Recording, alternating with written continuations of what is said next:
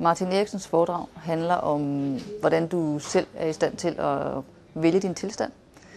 Ud fra en overskrift, der hedder "Gudskelov, det snart er mandag", så snakker Martin Eriksen meget om, hvorfor ikke vælge at være positiv i sin tilgang, i stedet for at vælge at gå på arbejde og være sur og nedtrykt.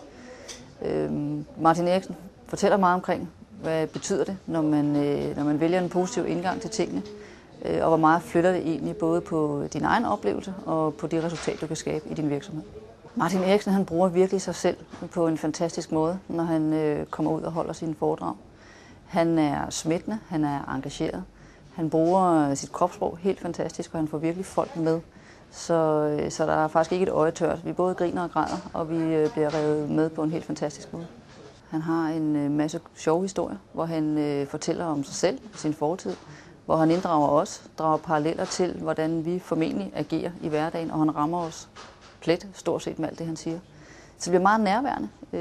Man genkender selv de situationer, han nævner,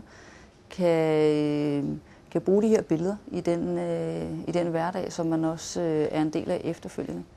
Dermed så får du selvfølgelig også et bedre resultat af Martin Eriksens foredrag ved, at du hele tiden har de her billeder med dig efterfølgende. Du kan trække lidt på smilebåndet af dig selv og sige, hov, det var faktisk her, hvor jeg ikke lige tænkte, fedt det mandag.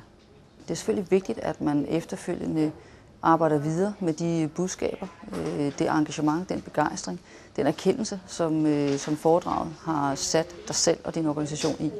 Vi valgte at bruge Martin Eriksen i en situation, hvor en gruppe af vores medarbejdere skulle have et ekstra skub, et ekstra motivation, en ekstra drive til løsning af en specifik opgave.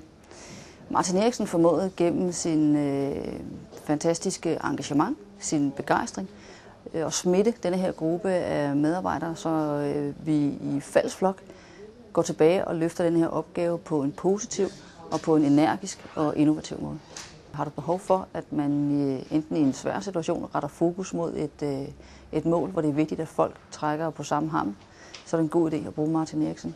Eller har du bare lyst til at give noget ekstra energi i din organisation, så er svaret også prøv at tage fat på Martin Eriksen. Han er virkelig i stand til at skabe noget engagement.